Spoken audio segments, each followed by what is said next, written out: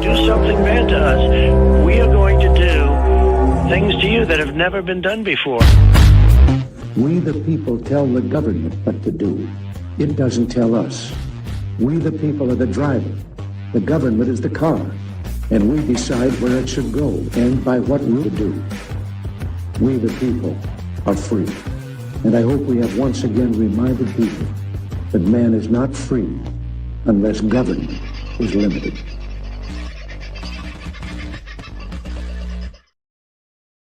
Well, certainly tonight's show seems to have piqued a bit of interest in our testes, doesn't it? Paul, I hope you're doing all right. Apparently you've got something engraved on yours. Not your testes, but maybe what you found in there. Phew. Good luck to you. We shall talk more about, not your testes, but testes in general in the not-too-distant future. Hello, folks. How are you? I hope you're having a good night. And your day has been a good one. I hope the day hasn't been too taxing in all the usual ways that they can tend to be a little bit taxing. Been a fairly good day here, and just getting ready to get prepped and head to Canberra for the Supreme Court appeal happening on Monday with Paul Offe for the Freedom Truck. So getting a bit of washing and packing done is about the first part of it. I saw this pop up the other day. Pardon me. Now, I think this is a really good question. One has to wonder why we would ever need a national alert. Fire, flood, quake, all that sort of stuff is generally localized. You're quite right. Why would we need a national alert? Could it be because the bird flu is poisoning Australians through that dead whale that washed up on a Cronulla beach? Stranger things have happened. Convid, after all, was strange, and isn't all that falling apart? We will talk about that in the not-too-distant future. In fact, there's a couple of interesting things going on in the world at the moment. And here in Australia, a couple of exceptionally interesting court cases which are underway as we speak or about to start.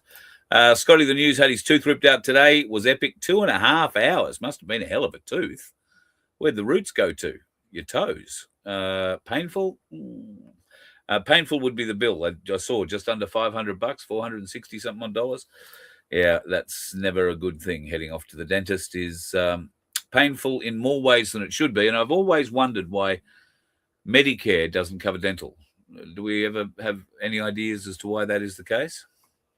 But anyway, I believe it should, and I would probably vote for somebody who said they were going to put dental into Medicare.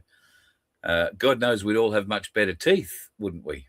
But anyway, has anybody noticed how they're putting petrol up? Yes, Ali, I've noticed that too. In my part of the world, it seems to be crimping up every day. I think they're doing it because they know I'm going to need more of it over the next few days going to Canberra. So that's what the bastards do. I'm sure they listen to the mobile phone. Leaveold's going somewhere. We'll just jack the price up a bit. Anyway, good luck to them. Gav, you test to see if you have testes. The test to see if I'll read it correctly. The test to see if you have testes was whether or not you took the vax to begin with. Yes, it did take a small amount of testicular fortitude to push back against that. I grant you. And there are many, many good Australians who did. The lovely Aussie Sue, as always, wants you to give us a thumbs up if you can. God knows we need it. And subscribe if you're not already subscribed to the show. Hello to everybody. I'll jump back into the live chat. I know we've got a whole new bunch of heads in there. I think I said saw Gail. G'day, Paul. Got quite a few in there chatting. Wapner's in there too, bragging about his foot, no doubt. It's all looking very, very good. And if he's not bragging about his foot, maybe he's got the harp out and is playing tunes. Hello, Sunflower. Hope you're doing well too, darling. You and Rick and the rest of the family are kicking along. All right, let's get into it a little bit. You might remember last week, Pauline Hanson was in all sorts of shit for talking about white Australia. And in fact, meeting up with Tommy Robinson and the ensuing immigration talk has only made that repertoire, if you like, the white Australia policies that they're talking about. And, Pauline supports white Australia, yada, yada. Well, look, really in Australia, there has only been one name associated with white Australia in the recent past, and that name is Thomas Sewell. And Thomas has got all sorts of issues with what's going on about the White Australia Party ban that was brought into place in January this year after the Albo Squeezy and co decided they had to do something after Bondi. And so what did they do? They banned a political party. Now, like it, don't like the name, like it or don't like what they stand for, really doesn't matter. What does matter is that under our constitution, they have a right to form a party and a right to see whether or not anybody will vote for them. There have been some interesting little turn-ups for the books regarding why White Australia was banned.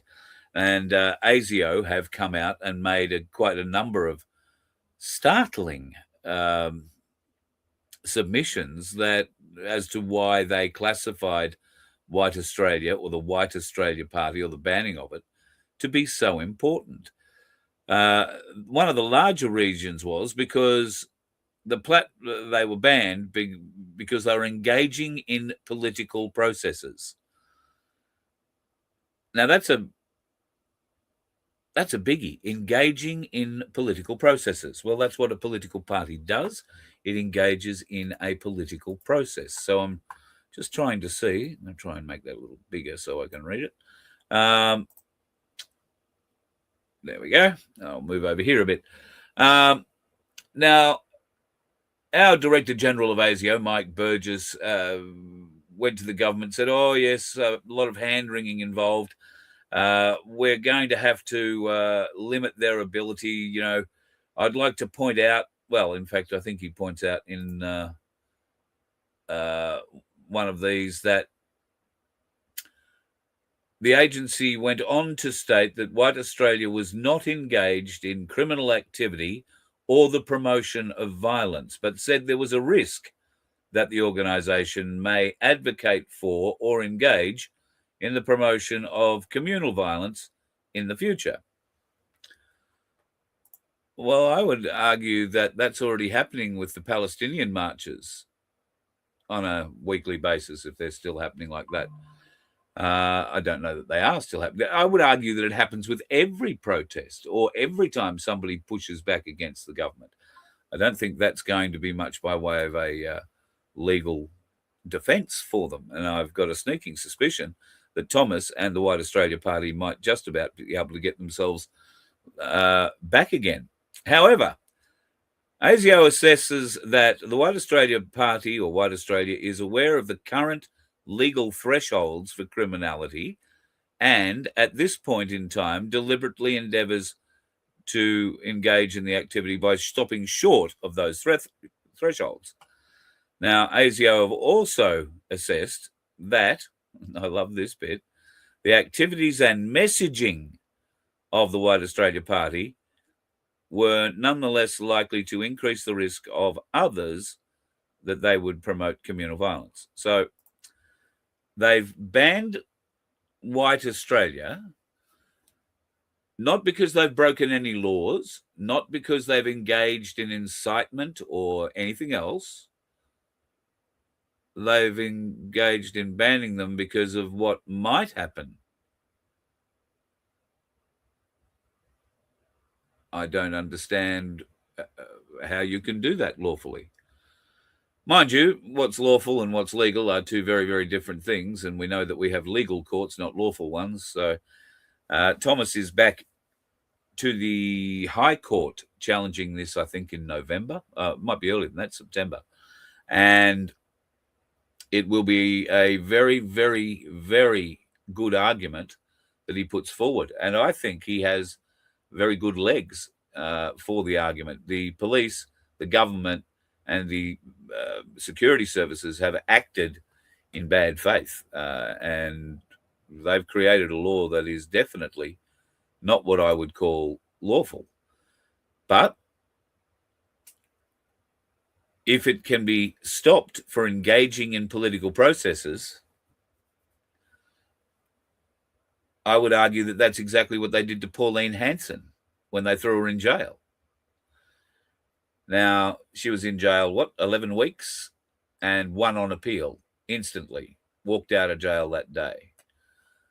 I'm pretty confident that we might find something similar happening here for Thomas Sewell in the not too distant future. Oh, I've got to tell you, folks, I'm not feeling very well. It's just come over me. If I have to go quickly, it's because I'm feeling I might have to throw up. Maybe it's just the subject matter for tonight's show might be doing it to me, but yeah, just come over me. It's a bit weird. All right, moving on. If you are in Brisbane next Tuesday night, I would urge you to take a little drive, go and have a meal at the Tingalpa Hotel and sit down and catch up with young Jaden from Voting Matters. Now, go to votingmatters.com.au and check out what Jaden is doing. Jaden is the young man responsible for taking the Queensland Health Department to court over COVID and the mandates that they put in. Now, he'll be speaking at the Tingalpa Hotel on the 28th of July. That's next Tuesday.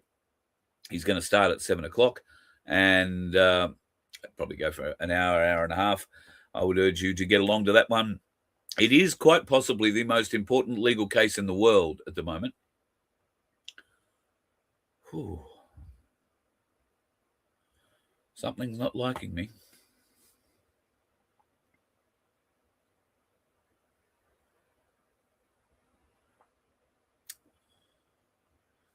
At any rate, get along to that, folks.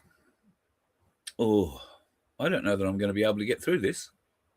The last thing I want to do is throw up in front of you. But that's where I fear this is going.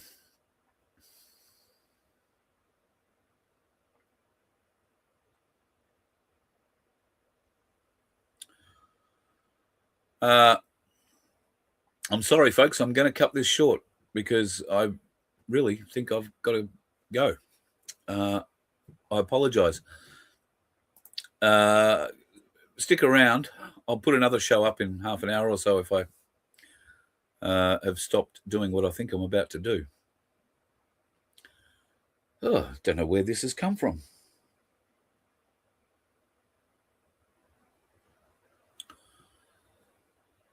Just give me a minute. Mind over matter here, working hard. Trying to stop that funny little feeling that you get just before you throw up. You know that one? All right. I'm going to try and push on.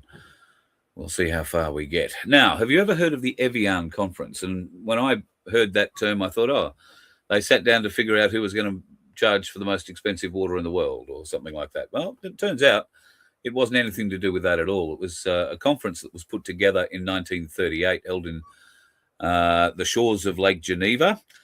And it was brought together by a number of countries in the Western world. And, oh, pardon me. And it was done because Hitler was moving throughout that time on the Jews in Germany. Now, Hitler had, as we've spoken about previously, had put together a policy to help Jews immigrate out of Germany. They had also, at that time, by 1938, removed a lot of the civil rights of Jews in Germany at that time. They'd also removed their rights for business and other things. This was in the lead up, of course, to the Second World War. Now, Hitler had made it very clear for many years that they wanted the Jews out. And this conference was put together, and it wound up becoming one of the most debated diplomatic events in history because it preceded the Holocaust. And the whole point of this meeting was to get countries to agree to take the Jews out of Germany and let them immigrate into those other countries. Now, there were a lot of countries involved in this, 32 of them, in fact. And Australia was one of those countries. Canada, America, interestingly, in America, Roosevelt would not countenance any lifting of the immigration quota for the Americans. And as it turned out, in Australia, we were probably a bit along the same way. we had an Australian representative who was there at the time. And he stood up quite forcefully at the appropriate point and told the world that, well, Australia had different ideas when it came to immigration. And Hitler took that and used that propaganda, not just from the Australian, but from the 32 countries that were asked to help out by Germany. Please take the Jews. And sadly, they all said no. Now, the good Colonel Thomas Walter White, his name was, what a great guy to send to the Evian Conference. He said, as we have no real radical racial problem, we are not desirous of importing one. A lot of the discussions from the other nations that were involved in this conference were the same. They felt they were going to be importing more problems than they would be solving. I don't know that they expected Hitler to go forth and do what he did, but at any rate, there were 32 nations, including Australia, that were given plenty of opportunity to help the Jews in Germany escape well before the Holocaust ever began. So that's something that I never knew, and really literally found out about this conference today. And I'm endeavoring to dig a little deeper to find out what more was sort of brought forth in this meeting, because these nations, and of course, we know Russia already had quite a lot of Jews throughout Russia, including especially from the Bolshevik War onwards. Canada, the United States, Mexico, South America. You'll notice that they weren't trying to feed any of the Jewish nations into the Middle Eastern countries at the time. I, for the life of me, can't understand why. But if you're looking for an interesting read, then check out the Evian Conference of 1938, more particularly how it was set up and how and who did the vast majority of backpedaling when it came to being able to help out the Jewish nation. Now, the reason I bring it up is, you know, is this being used by these Jewish organizations to say, oh, well, you weren't there to help us then? Why is everybody always picking on me?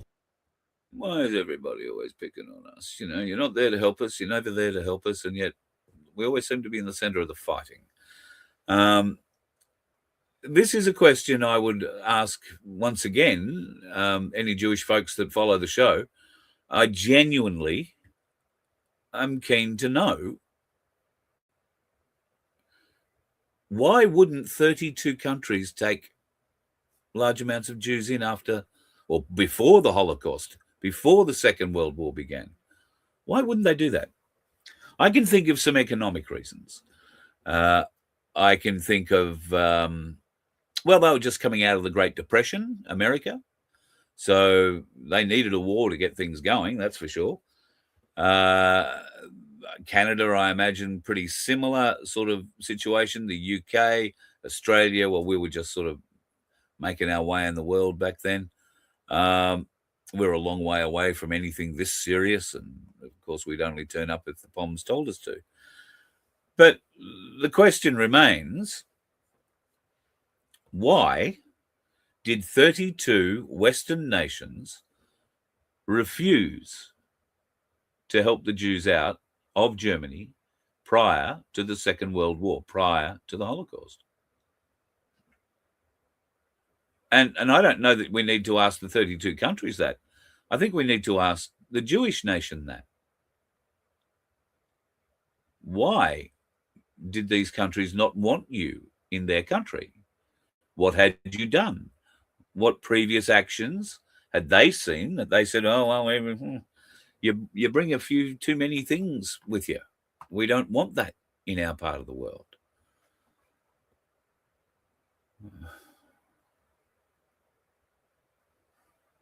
So I think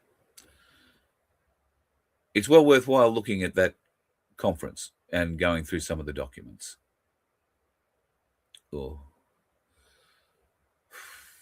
Got through that bit. No, I'm not having a heart attack. Just for those of you who are wondering. Smart dust. If it was that bloody smart, wouldn't it pick itself up? Anyway, this shit is made by Hitachi, and it is very, very, very, very small. It has been used for some years, and in fact has been blown onto paint on cars, and particularly in Europe, they use it to track vehicles and all that sort of stuff. Unfortunately, if you swallow it, given that, most of us are an antenna these days, they can track you with all this stuff too. So smart dust rather, is probably in water and other sorts of things. But smart dust is definitely playing a role in people's lives at the moment, and it may just be an AI aid at this point. But something that small, they can do an awful lot of stuff to your body with all that sort of crap. So I'd just be a little wary of little square bits of dirt that you find lying around your house. Now, I don't want you running around with a magnifying glass looking for square bits of dirt, but it'll give you an idea. And there is a lot of information available on smart dust.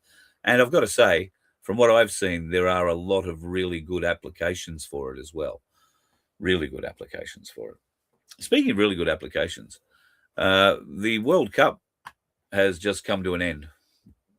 I don't know that I cared. Apparently, I think Spain won. Yay. But the World Cup has brought together a huge amount of people in America to see how the Americans treat the world game. I don't think too many of them were very happy about it. They're very happy now that they've got another 4 years to wait before playing in what promises to be the mega stadium of the world. Saudi Arabia hosts the next World Cup, and that is the stadium they are currently building. It's going to be 320 odd meters up in the sky.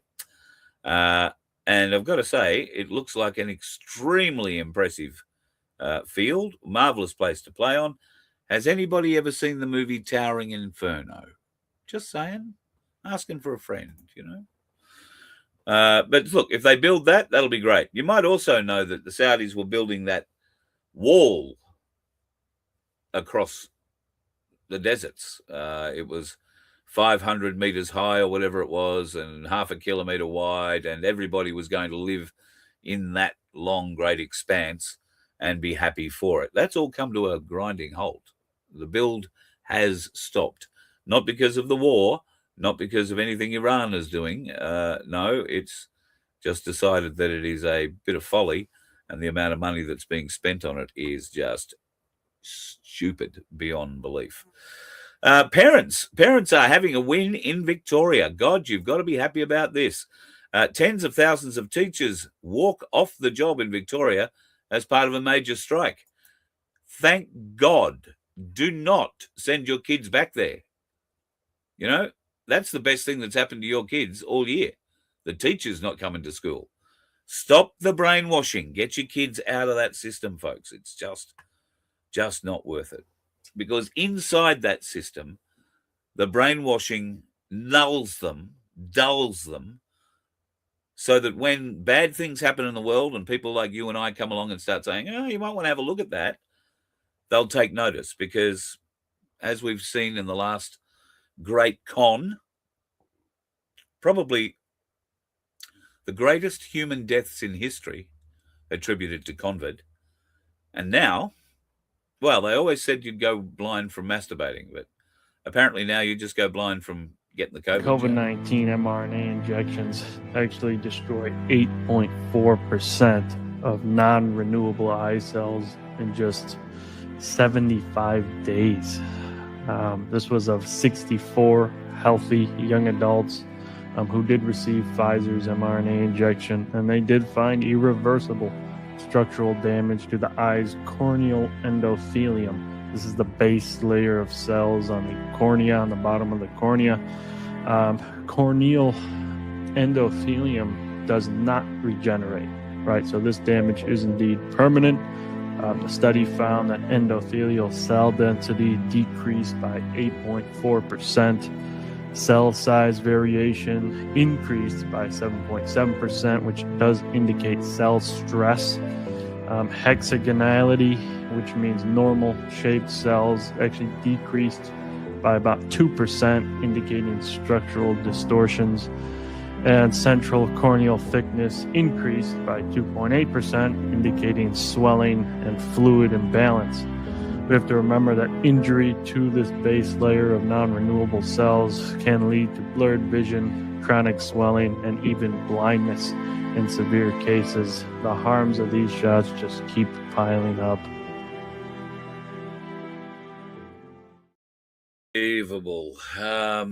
And the research is ongoing, so I don't think we're at the end of it yet, and the new and exciting things that they're finding as a result of being jabbed, well, the list is growing. What more can we say? Including what's going on with your testes. We've spoken, we've alluded to the fact, we've said it outright, I think, on numerous occasions, that the COVID jab has been able to affect fertility. And a lot of people just assumed that would be fertility in females, but very sadly, that isn't the case. Shows that actually we could confirm that the spike protein is produced in the deltoid muscles where the vaccine is administered, injected. But we could show it in almost all organs, more or less explicitly. And here you see a case where we show the testes, and you can see that in this 28-year-old man who had a healthy son and who died 140 days after injection, the spike protein is strongly expressed in the spermatogenic organ in the testis, and you can see there are almost no spermatocytes in here, but it's strongly expression of spike protein in the spermatogonic tissue. So also in elder person, this is an old man, and you can see here's also a strong expression in the spermatogonia. There's not one single spermatozoon in this, and a strong expression of the spike protein. So if I may make a personal comment, this is not a scientific comment. If I were a woman in fertile age, I would not plan a motherhood from a man who has been vaccinated, unless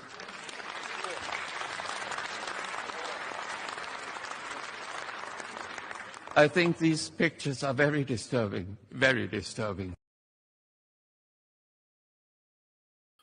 Yeah, that's Dr. Arndt Bernhardt, and he's been speaking at a conference in the last little while about the results he's finding inside the testes of the cadavers that he's investigating.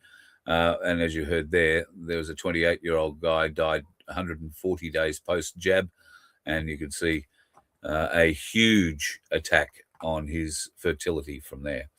So who knows? There might be hope for those of us that didn't get the jab yet and haven't had enough kids.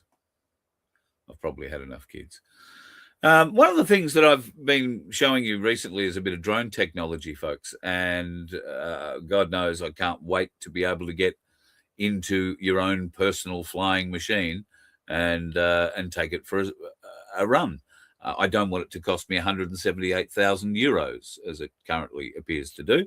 But there are new ones coming on the market every day, and showed you a Chinese one last night, and there's more Chinese ones coming on the market today. However, there is also new technology on the market to stop drones dead in the air in their tracks. Now, okay, these sorts of drones are generally employed in a weaponized way, and what I'm about to show you is going to change the way that those drones are used in war going forward. High-power pulse microwaves are transmitted to 5 drone circuit boards. GPS and flight control chip within effective range.